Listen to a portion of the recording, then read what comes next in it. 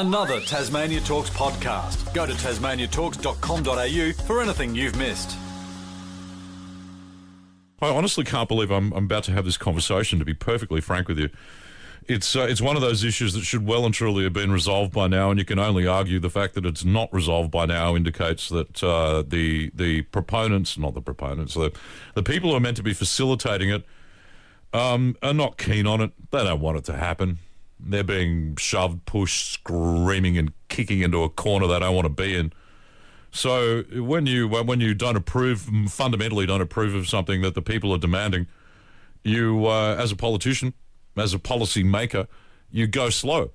You put barriers up. You put blocks in the way. You make it as difficult as possible for the people to do what it is they need to do. In this case, it's get access to medicinal cannabis under the state's controlled access scheme.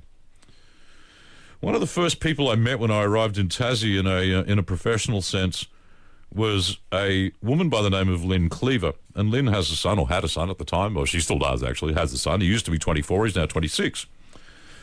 Jeremy has a very, very serious health condition and has had since he was a young man, since he was about 6. The medicines that have been used to try and control the very violent fits he has, unfortunately, have leached much of the calcium out of his bones. So when he has one of these violently uncontrollable fits, in combination, the medication's meant to be stopping. Okay, it doesn't. But the side effect of it is when he has a fit, if there's nobody there to sort of hold and control his movement, he hits the deck and his body just breaks. I've seen the x-rays of his shoulder. There's mostly pins and metal.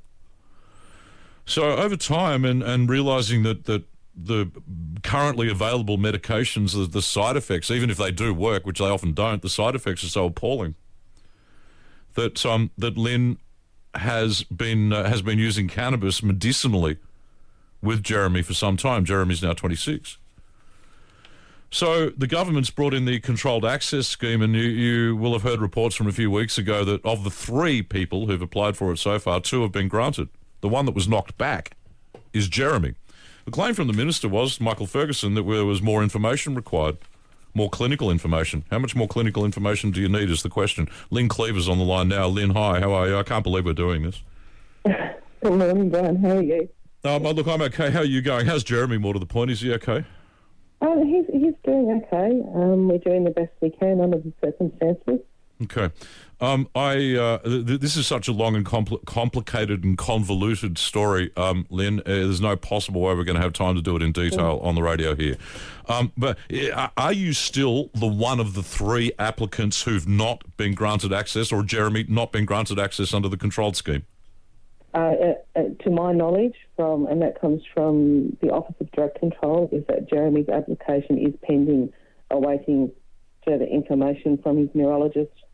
Okay, and that information from the neurologist, and I'll come to the difficulty there in a sec, it involves what? Satisfying the authorising body that Jeremy has been used for every possible, used as a sort of drug guinea pig in every possible way prior to giving the tick to putting him on the scheme. That's kind of what they want, isn't it? Have you exhausted every other possibility that may or may not work? Yeah, initially it was released that a reasonable effort needed to be, made to try and fail conventional medicines. Jeremy's list of failed, trialled and failed medicines is very long, and so when we heard that he would have to try another drug, as per advice from his neurologist, we refused, and he said that our application had been denied on that basis, which was obviously not the correct information. Right. Okay. So so that wasn't correct. No. Okay. So the medicos whose the first bit of the Hippocratic Oath is do no harm, are saying take Jeremy off the drug that you know is working, but in this case is illegal to access, cannabis, and put him on a bunch of drugs that may or may not work, that will have a hideous list of side effects, just to see.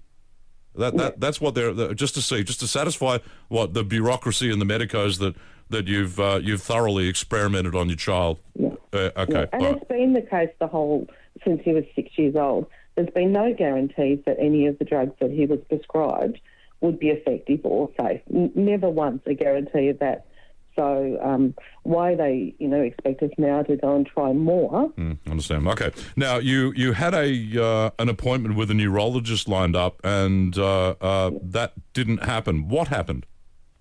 So as soon as we found out that there was some miscommunication concerning his application to the Controlled Access Scheme, this was in early December last year, we tried to set up an appointment with the neurologist, and other things have happened in the meantime. Jeremy's been diagnosed with a heart condition that we wanted to get advice from the neurologist on as well. So we've been trying to contact the neurologist since December, and eventually this appointment was set up for yesterday morning, and the neurologist cancelled it. I'm sorry, any reason given?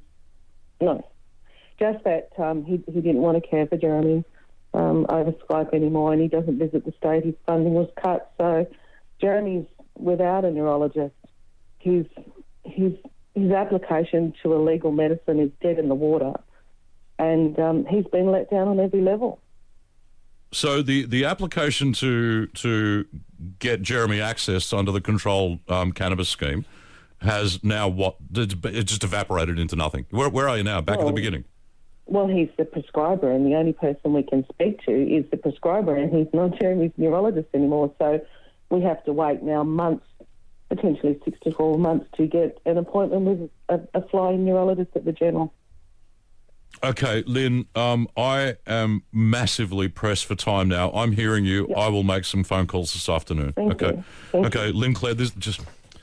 Honestly, please, Minister Ferguson, I know you're not a fan of the medicinal cannabis scheme. I know you're not. I know most Conservative politicians in this country are not. But please, can we do something about this? Can we do something about this? You cannot make promises to people along the lines that have been made to this woman and her son and have them caught up in just endless amounts of bureaucracy.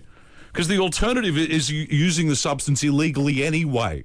Come on, a reality check, please. Another Tasmania Talks podcast. Go to tasmaniatalks.com.au for anything you've missed.